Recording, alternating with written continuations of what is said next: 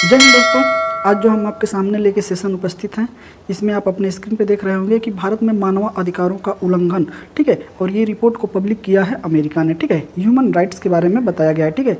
ये अमेरिका के राष्ट्रपति जो बाइडन और ये भारत के प्रधानमंत्री श्री नरेंद्र मोदी जी, ठीक है।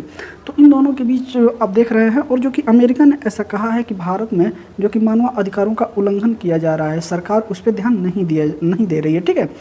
तो ये सारी बातें हैं। फिर उसके बाद ये रिपोर्ट जो है कि पब्लिक किया अमेरिका ने, फिर इस पर जो है कि भारत की क्या प्रतिक्रिया है, वो सारी चीज़ हम लोग इस वीडियो में समझेंगे, ठीक है।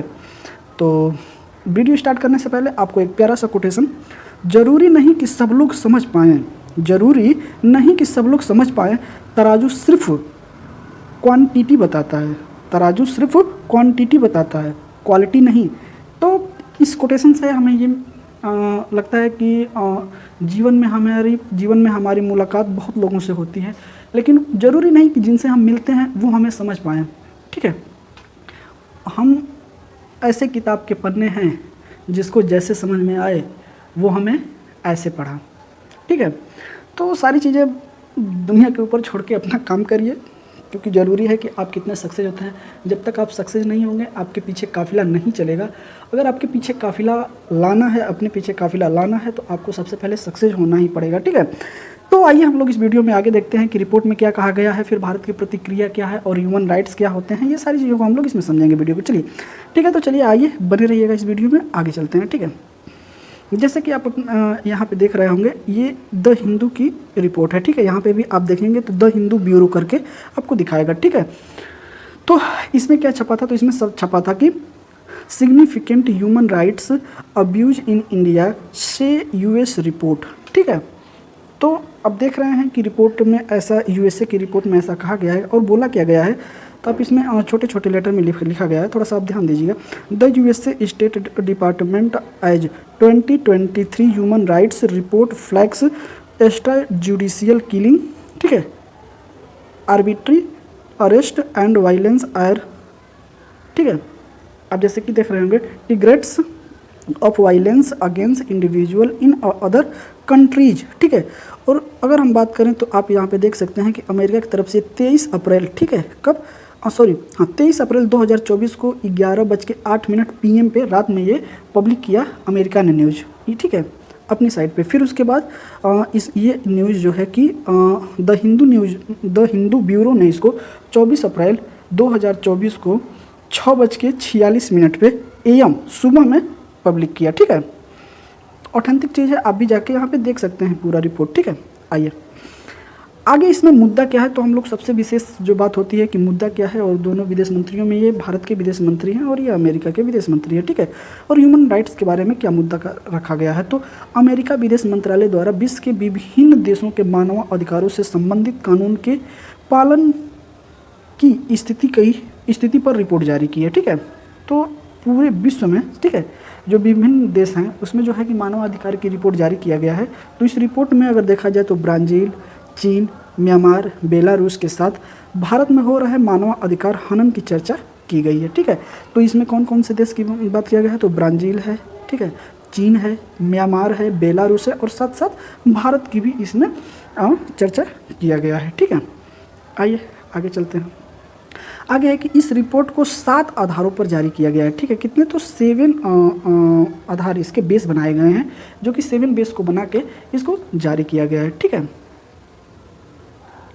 तो इसमें पहला अगर आप देखा जाए तो पहला इसमें बताया गया है respect for the integrity of the person, ठीक है। और वहीं अगर दूसरा बात किया जाए तो respect of the civil liberties, ठीक है। और वहीं अगर तीसरा बात किया जाए तो freedom of the participate in the political process, ठीक है। और वहीं अगर चौथा देखा जाए तो कॉर्पोरेशन ऑफ द गवर्नमेंट, ठीक है, करप्शन, मिस्टेक हो गया है, करप्शन इन अ गवर्नमेंट, ठीक है। और वहीं अगर पांचवा बात की जाए तो governmental posture towards international and non governmental monitoring and investigation of, ठीक है, अलेज्ड,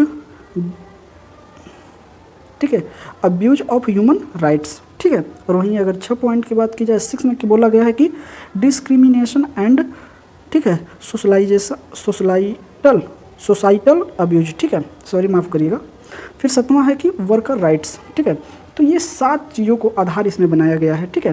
तो पहला कहा गया है कि respect of the integrity of the person, respect of the civil liberties, freedom of the party, separate in the political process, corruption in government, inter governmental posture, ठीक है, towards international and non governmental monitoring and investigation of ओहेड्स, abuse of human rights, discrimination and, ठीक है, societal abused.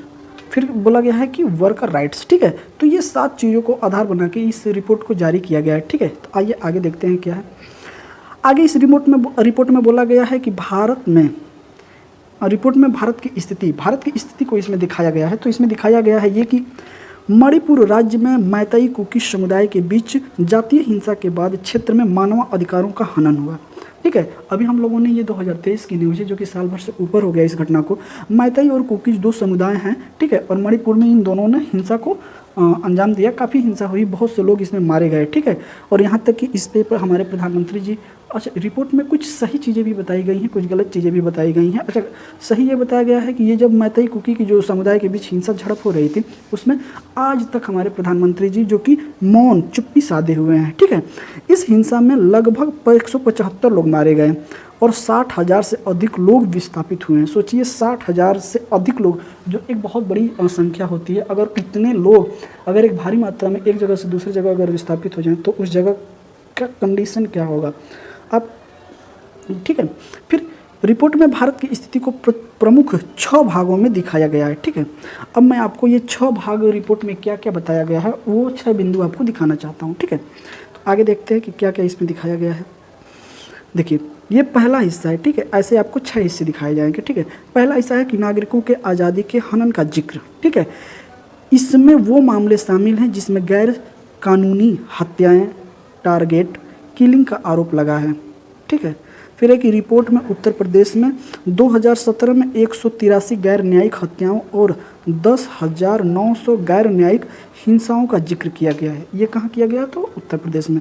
फिर इसमें कहा गया है कि इसमें लिखा है कि 15 अप्रैल को पत्रकारों के भेष में आए 3 लोग, ठीक है, ने अतीक अहमद और आसिफ की हत्या कर दी, अशरफ की हत्या कर दी, ठीक है। तो ये भी न्यूज जो कि बना हुआ है कि आप लोग इसको देखे होंगे कि ये जो न्यूज़ है इलाहाबाद के पास के हैं, जो कि अब मुझे कंफर्म नहीं है, लेकिन अतीक अहमद जो कि बीच में मारे गए थे, 3 लोग आए थे और पत्रकार का भेष बना के और उनको शूट किया वहीं पे और फिर वो लोग पकड़े भी गए थे, ठीक है। फिर यह है कि 31 जुलाई को रेलवे पुलिस में काम करने वाले चेतन सिंह नाम के एक शख्स ने ट्रेन में 3 लोगों को गोली मार के हत्या कर दिया था। जैसे कि आप लोग समझ रहे होंगे, जो बीएसएफ का जवान था, तो बीएसएफ का जवान थे और उनका नाम था चेतन सिंह, ठीक है। और उन्होंने चलती ट्रेन में ही 3 लोगों को गोली मार के और सर्विस रिवाल्वर से ही उन्होंने 3 लोगों को गोली मार दिया था, ठीक है। ये घटना भी रखा गया है। फिर उसके बाद बोला गया है कि कश्मीर के कुपवाड़ा जिले में 2022 में अब्दुल राशिद डार नाम के एक शख्स को हिरासत में लिया गया और परिवार का आरोप है कि हिरासत में ही उसकी मौत हो जाती है। ये आरोप परिवार वाले लगा रहे हैं कि जब पुलिस ने कुपवाड़ा जिले से अब्दुल राशिद डार को जब गिरफ्तार किया तो उसको टॉर्चर किया और गिरफ्तारी में ही, ठीक है, हिरासत में लिया और हिरासत में ही जब थे वो, तो उनको जैसे भी करके उनकी मौत हो जाती है। तो ये पहला हिस्सा है। दूसरा हिस्सा में अगर देखा जाए तो इसमें बताया गया है कि मौलिक अधिकारों का हनन, ठीक है। इसमें कहा गया है कि रिपोर्ट में कहा गया है कि प्रेस और लोगों की अभिव्यक्ति की आज़ादी का हनन किया जा रहा है। सरकार की आलोचना करने वाले पत्रकारों और सोशल वर्कर्स को जेल भेजने की कोशिश की जा रही है। रिपोर्ट में वर्ल्ड प्रेस इंडेक्स के जरिए भारत की मीडिया का सबसे खतरनाक देश बताया गया है, ठीक है। अब वर्ल्ड प्रेस इंडेक्स जो है कि जारी करता है, ठीक है, तो उसमें भारत की जो रैंकिंग है वो काफ़ी चिंताजनक है। तो वो सारी चीज़ों को इसमें दर्शाया गया है, ठीक है।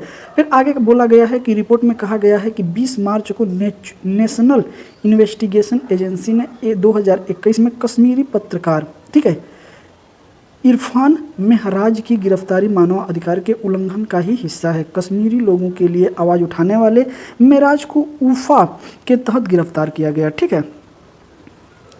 फिर उसके बाद अगले पॉइंट में बोला गया है कि 14 फरवरी 2024 को बीबीसी के दिल्ली और मुंबई के दफ्तरों पर रेड की गई। यह रेड 60 घंटों से ज़्यादा चली, जो पीएम मोदी पर रिलीज हुई विवादित डॉक्यूमेंट्री के बाद हुई थी। तो ऐसा इसमें कहा गया है कि जो BBC न्यूज़ है और इसके जो दफ्तर है, जो ऑफिस है, वो दिल्ली में और मुंबई में है। तो वहाँ पे भी रेड की गई और वहाँ पे 60 घंटे रेड किया गया, उससे अधिक चला था। और ये क्यों हुआ था, तो PM मोदी पे जो है कि एक विवादित डॉक्यूमेंट्री जो है कि चलाया गया था, ठीक है। उसके बाद ये रेड का सिलसिला स्टार्ट हुआ, ठीक है। आइए आगे बढ़ते हैं। आगे तीसरा हिस्सा देखते हैं। तो तीसरे हिस्से में बताया गया है कि राजनीतिक प्रोसेस में हिस्सा लेने से रोका जा रहा है।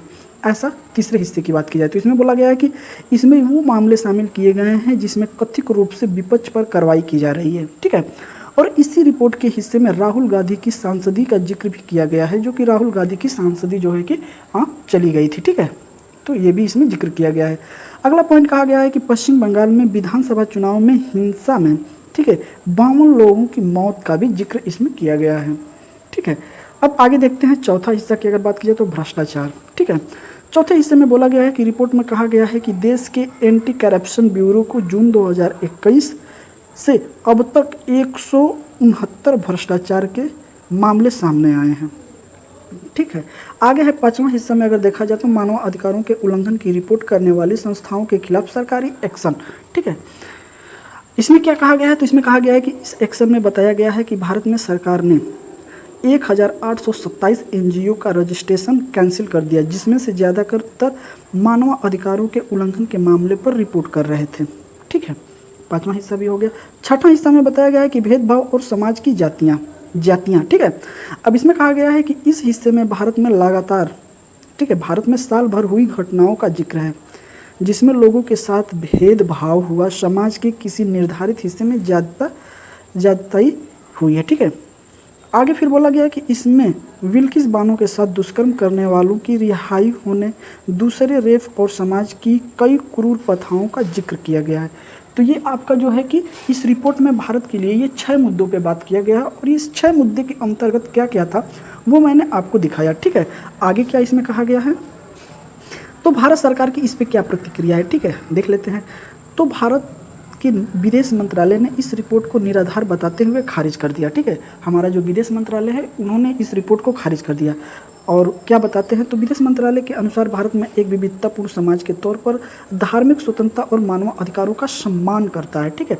ऐसा विदेश मंत्रालय का कहना है कि भारत एक विविधतापूर्ण समाज के तौर पर, जो कि धार्मिक जितने भी धर्म के लोग हैं उनको स्वतंत्रता है और मानव अधिकार का, उनके मानव अधिकार का जो है कि सम्मान भी करता है, ठीक है। और भारत ने कहा कि अमेरिका के साथ चर्चाओं में हमने लगातार उनके यहाँ नस्लीय भावनाओं से प्रेरित हमले, घृणा आधारित अपराध और बंदूक हिंसा से जुड़े मुद्दों को लेकर अपनी चिंताएं जाहिर की हैं। वोट बैंक की राजनीति से प्रेरित बातों और विचारों के आधार पर कोई निष्कर्ष नहीं निकाला जाना चाहिए। हम इस रिपोर्ट को सिरे से खारिज करते हैं, ठीक है। तो भारत का भी कहना है कि अगर ये रिपोर्ट जो कि मानव अधिकार का, अगर अमेरिका ऐसी रिपोर्ट अगर जारी करता है कि नहीं भारत में जो है कि मानव अधिकार का उल्लंघन हो रहा है, तो वो चीज़ें तो अमेरिका में भी हो रही है। आप लोगों ने अमेरिका में आज के 1-1.5 साल पहले या 2 साल पहले की जो वीडियो है, एक वीडियो क्लिप उसमें से वायरल हुआ था कि वहाँ पे एक पुलिस वाले थे और जो कि काले लोग थे उनको घुटने से उनके गर्दन पे दाब के और वहीं उनकी मौत हो जाती है, ठीक है। तो ये श्वेत और अश्वेत का भी वहाँ पे लड़ाई चल रहा है, ठीक है। और वहाँ पे लोग घृणा करते हैं एक दूसरे से। और जो कि अपराध जो है, अगर बंदूक में देखा जाए, जो छोटे छोटे बच्चे हैं वो स्कूल में जाते हैं, लेकिन अगर कुछ होता है तो घर से बंदूक ला के और वहीं गोली मार देते हैं। तो ये हिंसा भी अमेरिका में बहुत ज़्यादा होता है, ठीक है। तो इसी लिहाजे से जो है कि भारत इस रिपोर्ट को पूरा का पूरा खारिज कर दिया है, ठीक है। आइए आगे चलते हैं। मानव अधिकार और इससे जुड़ी संस्थाओं पर एक नज़र हम लोग डाल लेते हैं। मानव अधिकारों की शुरुआत अगर बात की जाए तो 10 दिसंबर 1948 को संयुक्त राष्ट्र महासभा द्वारा मानव अधिकारों की सार्वभौमिक घोषणा को मंजूरी दी गई थी, ठीक है। अंतर्राष्ट्रीय मानव अधिकार दिवस की शुरुआत तो वर्ष 1950 में की गई थी। 1950 से जो है कि क्या है कि मानवाधिकार दिवस मनाया जाता है, ठीक है। अब यह है कि वैश्विक स्तर पर मानव अधिकारों के संवर्धन और संरक्षण के लिए संयुक्त राष्ट्र द्वारा संयुक्त राष्ट्र मानव अधिकार परिषद, ठीक है, इसके पूर्व जो इसका नाम है संयुक्त राष्ट्र मानव अधिकार आयोग का गठन किया गया, ठीक है। आगे इसमें बताया गया है कि संयुक्त राष्ट्र मानव अधिकार परिषद संयुक्त राष्ट्र प्रणाली के भीतर एक अंतर सरकारी निकाय है जो विश्व भर में मानव अधिकारों के संरक्षण के लिए उत्तरदायी संगठन है। संयुक्त राष्ट्र मानव अधिकार परिषद का मुख्यालय जेनेवा स्विट्जरलैंड में है, ठीक है। अब आप देख सकते हैं कि मानव अधिकार की अगर बात की जाए तो इसका जो कि मुख्यालय है, जो हेड क्वार्टर्स है, वो स्विट्जरलैंड के जेनेवा में है, ठीक है। आगे बढ़ते हैं। आगे है कि भारत में अगर मानवाधिकार की बात की जाए तो भारतीय संविधान में मानवाधिकारों को शामिल किया गया है, ठीक है। अब इसमें है कि भारतीय संविधान में मूल अधिकारों, वर्णित मूल अधिकारों में से मानवाधिकार से संबंधित प्रावधान निहित हैं, ठीक है। तो ये संविधान में कहाँ कहाँ निहित है, तो भाग 3 में अनुच्छेद 12 से 35 तक नागरिकता को बिना भेदभाव के 6 मूल अधिकार दिए गए हैं, ठीक है, जो कि फंडामेंटल राइट्स है हमारा भाग 3 में, और 12 से लेकर 35 तक आर्टिकल में ये दिया गया है, ठीक है। भाग 4 में जो है कि DPSP है, ठीक है, नीति निदेशक तत्व में भी मानवाधिकार को सुनिश्चित किया गया है। भारत में राष्ट्रीय मानवाधिकार आयोग की स्थापना की गई, जो है कि स्वायत्त विधिक निकाय है, ठीक है, और इसकी स्थापना जो है कि 12 अक्टूबर 1993 में किया गया था, ठीक है। मानवाधिकार संरक्षण अधिनियम 1993 के अंतर्गत, एक्ट के अंतर्गत इसकी स्थापना किया गया था, ठीक है। तो हम लोगों ने अंतर्राष्ट्रीय लेवल पे भी देख लिया मानवाधिकार, भारत लेवल पे भी देख लिया मानवाधिकार, और इनमें इनका जिक्र कहाँ कहाँ किया गया है तो वो भी हम लोगों ने देख लिया, ठीक है। और रिपोर्ट जो आई है 6 स्तर पे निकाला गया है, वो 6 बिंदु कौन कौन से और बिंदुओं में क्या क्या रखा गया है वो भी हम लोगों ने देख लिया, ठीक है। तो हमें लगता है कि अब जो है कि ये संभावित प्रश्न की तरफ हम चलते हैं, और हमें लगता है कि आपको ये वीडियो काफ़ी पसंद आई होगी, जो कि मैंने इसमें जो भी इस रिपोर्ट में दिया गया था मैंने अपने तरफ से पूरा एक्सप्लेन करने की कोशिश किया है, ठीक है। आइए संभावित क्वेश्चन की अगर बात की जाए तो संभावित क्वेश्चन अगर बात की जाए, ठीक है, तो संभावित क्वेश्चन है कि मानव अधिकारों से संबंधित निम्नलिखित कथनों में से असत्य कथन का चयन कीजिए, ठीक है। तो आपको जो चयन करना है वो असत्य कथन का चयन करना है, ठीक है, असत्य का। तो ऑप्शन नंबर ए कह रहा है कि वर्ष 1948 में वैश्विक स्तर पर मानव अधिकारों की शुरुआत हुई थी, ठीक है। ऑप्शन नंबर बी कह रहा है कि 1950 में अंतर्राष्ट्रीय मानव अधिकार दिवस की शुरुआत की गई थी, और भारतीय संविधान में मानवाधिकारों का उल्लेख नहीं किया गया है। संयुक्त राष्ट्र मानवाधिकार परिषद विश्व भर में मानवाधिकार के संरक्षण के लिए उत्तरदायी संगठन है, ठीक है। तो इसमें से आपका आंसर कौन सा है ये हमें जरूर कमेंट करके बताइएगा, और आपको ये वीडियो कैसी लगी जरूर बताइएगा।